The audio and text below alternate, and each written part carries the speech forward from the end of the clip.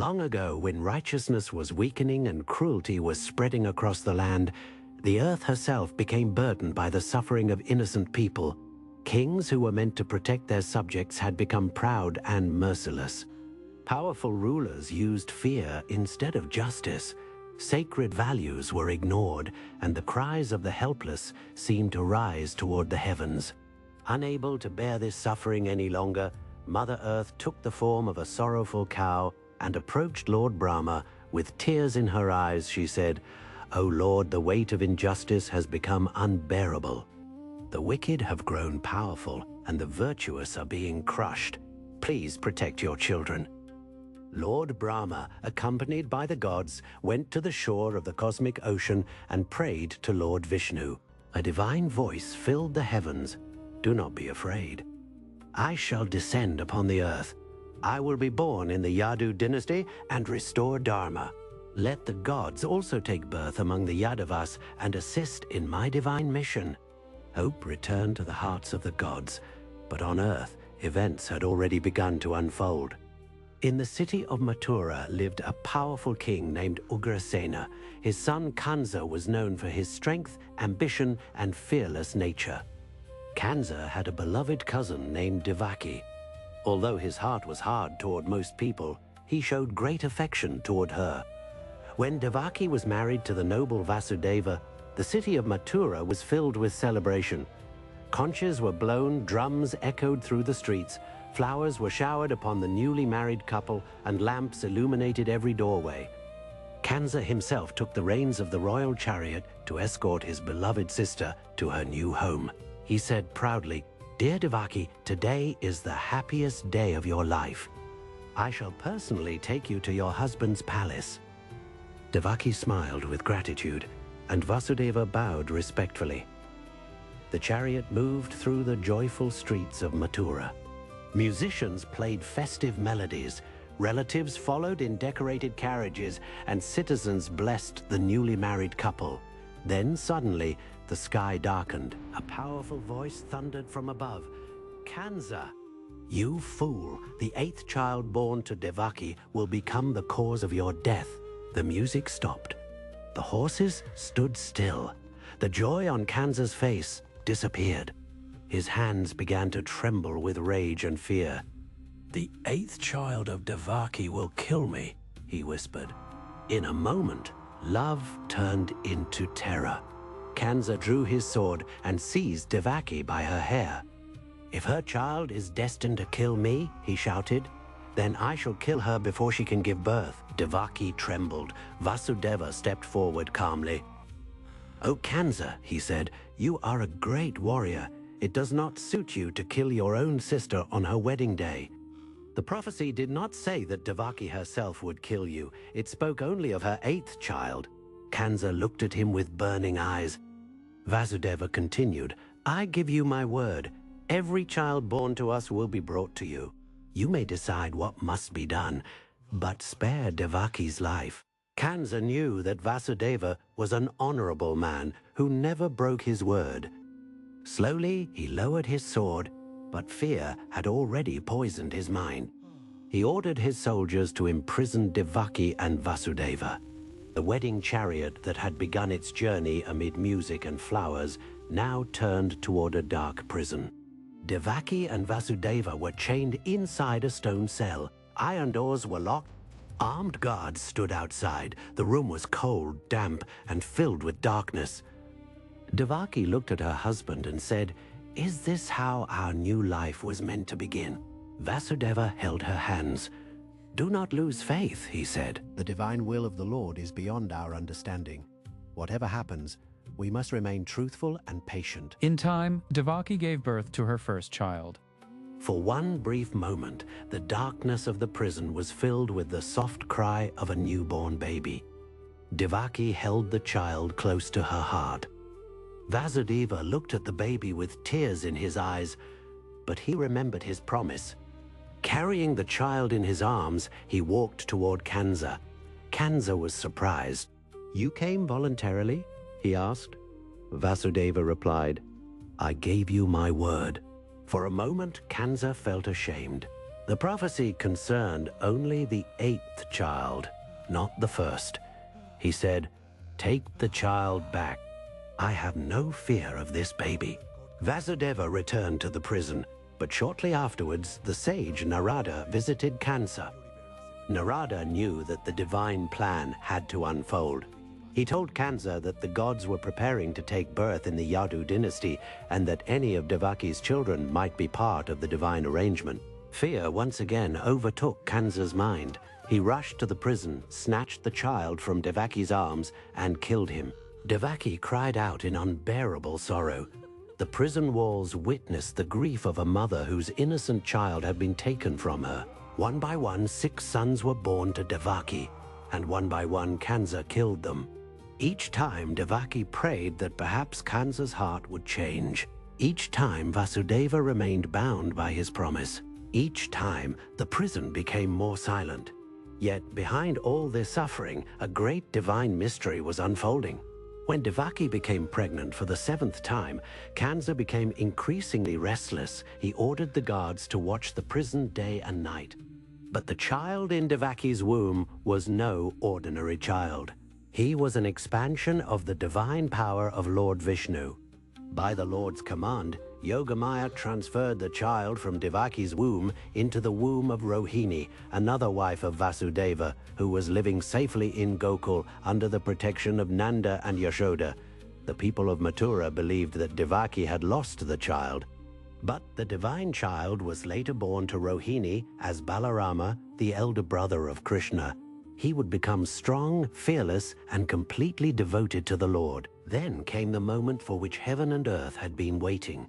Lord Vishnu entered the heart of Vasudeva and then appeared within the womb of Devaki. The moment the Lord entered her womb, Devaki's entire being began to glow with divine radiance. Though imprisoned, she looked peaceful and luminous. Kansa noticed the change. When he looked at Devaki, he felt an unknown fear. This radiance is not human, he thought. The one who is destined to kill me has surely entered her womb. For a moment, he considered killing Devaki immediately. But he hesitated.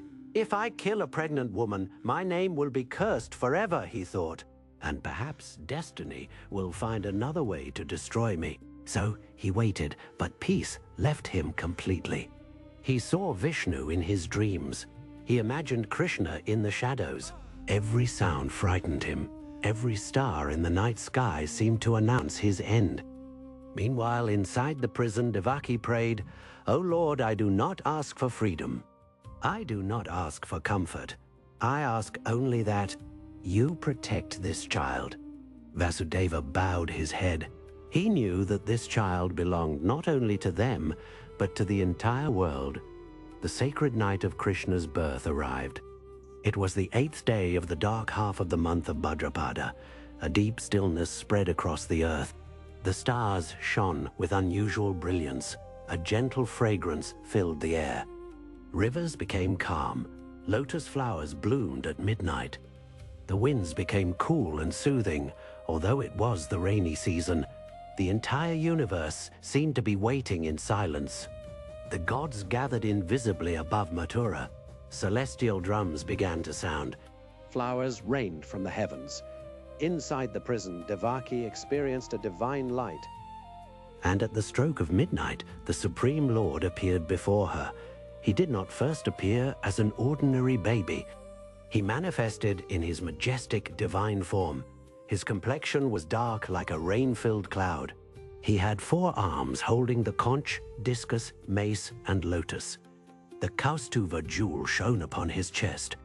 He wore yellow garments, a golden crown, and divine ornaments. The entire prison cell was illuminated. The iron walls seemed to disappear in the radiance of the Lord. Devaki and Vasudeva stared in wonder. They fell to the ground and offered their prayers. Vasudeva said, "O Supreme Lord, you are the creator, protector, and master of the universe. Yet today you have appeared as our son. How can we understand this mercy?" Devaki folded her hands. "O Lord," she said, "I know that you are eternal and beyond birth. Yet you have come into this prison for the sake of the world. I fear that Kansa may see your divine form. Please hide this majesty and appear as a human child." The Lord smiled. He reminded them that they had worshipped him with great devotion in previous lives and had prayed to receive him as their son. "To fulfill your desire," he said, "I have now appeared before you. Take me to Gokul in the house of Nanda and Yashoda. A baby girl has just been born. Leave me there and bring that child back to Mathura." Having said this, the Lord transformed into a beautiful newborn baby. He had tiny hands, lotus-like eyes, soft curls, and a gentle smile. The Supreme Lord, whom even the greatest sages struggled to realize in meditation, now lay quietly in the arms of Vasudeva. Devaki looked at him with deep love. For a moment, she forgot the prison, the chains, and the cruelty of Kansa. She saw only her child. As soon as Vasudeva lifted baby Krishna, a miracle occurred. The chains around his hands and feet fell away. The chains binding Devaki also opened. The heavy iron doors unlocked by themselves. Every guard outside the prison had fallen into a deep sleep. Vasudeva placed Krishna inside a small basket and covered him gently. He looked at Devaki. "I shall return," he said. Devaki touched the baby's feet with trembling hands. "May the Lord protect the Lord," she whispered, overcome by the mystery of the moment. Vasudeva lifted the basket upon his head and stepped out of the prison. It was raining heavily. Thunder rolled across the sky. Lightning flashed over Mathura. The streets were flooded, but not a single guard awoke. Vasudeva walked toward the river Yamuna. The Yamuna was overflowing because of the storm. Its waves rose high, and the current was powerful. Vasudeva stood at the riverbank. Behind him was the prison of Kansa. Before him was the wild river. He looked up at the basket. The newborn child rested peacefully. "Everything is in your hands," Vasudeva said. "If you have commanded me to cross, then the river itself must make a path." He stepped into the water. At first, the river reached his knees, then his waist, then his chest. The current pushed against him, but he held the basket firmly above his head. The rain became stronger. At that moment, the great serpent Cheshire appeared behind Vasudeva. He spread his many hoods above baby Krishna, forming a divine umbrella. Not a single drop of rain touched the Lord. As Vasudeva moved deeper into the river, the Yamuna rose toward Krishna's tiny feet. The sacred river recognized her Lord. She wished only to touch him. A wave rose gently and touched the baby's feet. Then, as if blessed, the river immediately became calm. The waters parted and Vasudeva crossed safely. In Gokul, everyone was asleep under the influence of Yogamaya. The cows rested peacefully. Oil lamps flickered softly. The entire village seemed protected by an unseen presence. At the home of Nanda and Yashoda, a baby girl had just been born. Yashoda was exhausted and had fallen into a deep sleep. She did not even know whether she had given birth to a son or a daughter. Vasudeva entered the room silently. He saw the newborn girl beside Yashoda. With a heavy yet faithful heart, he placed Krishna next to her. For a moment, Vasudeva looked at the baby. He knew that he might never again hold him in his arms. "Oh, my child," he whispered, "may this loving home protect you. May these forests, these cows, and these simple people become the witnesses of your childhood." He lifted the baby girl and left the house. No one saw him arrive. No one saw him leave. He crossed the Yamuna again, and the river allowed him to pass. When he returned to the prison, the doors closed behind him. The chains fastened themselves once more. The guards awoke, and the newborn girl began to cry. The guards immediately ran to inform Kansa. "The 8th child has been born." Kansa rose from his bed in terror. Without even arranging his clothes, he rushed toward the prison. Devaki held the baby girl close to her chest. When Kansa entered, she cried, "Brother, this child is a girl. The prophecy spoke of a son. She cannot harm you." You have already killed 6 of my children. Please spare this one." For a moment, the sight of his helpless sister should have awakened compassion, but fear had destroyed Kansa's reason. He pulled the baby from Devaki's arms. "No child connected with you can be allowed to live," he shouted. He lifted the baby and attempted to strike her against a stone. But the child slipped from his hands. She rose into the sky and appeared as the radiant goddess Yogamaya, with divine weapons in her many hands. She laughed and said, "Foolish Kansa, the one who will destroy you has already been born elsewhere. You cannot escape your destiny." Then she disappeared. Kansa stood frozen. His greatest fear had become real.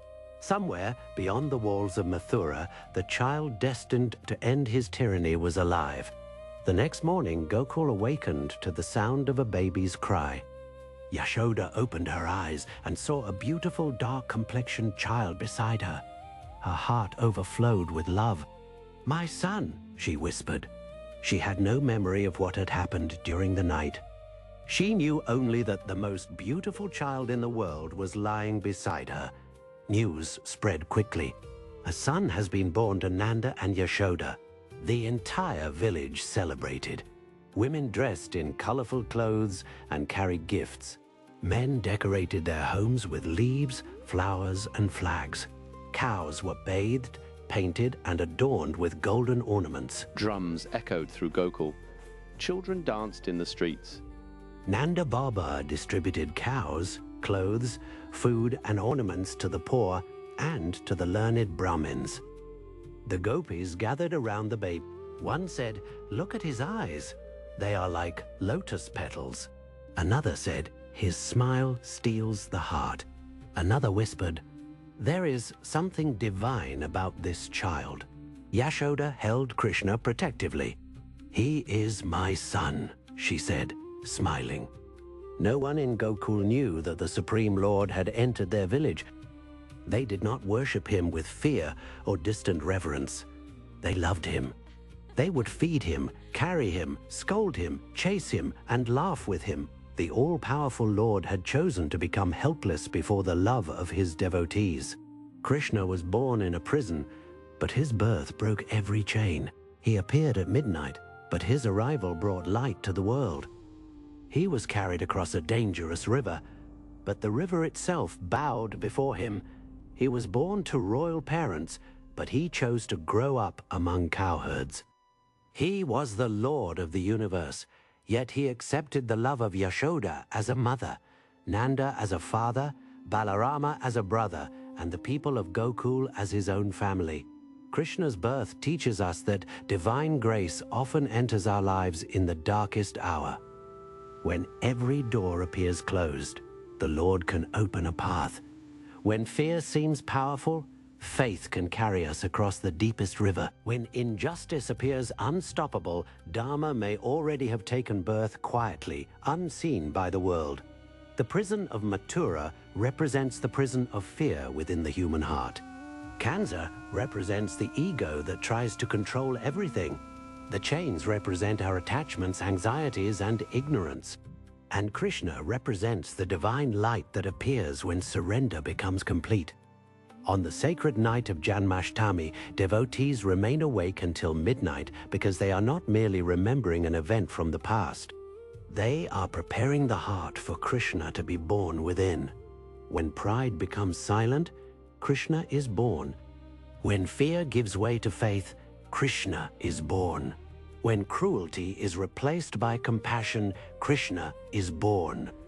When the heart becomes simple like Gokul, Krishna is born. And when love becomes greater than ego, the prison doors open by themselves.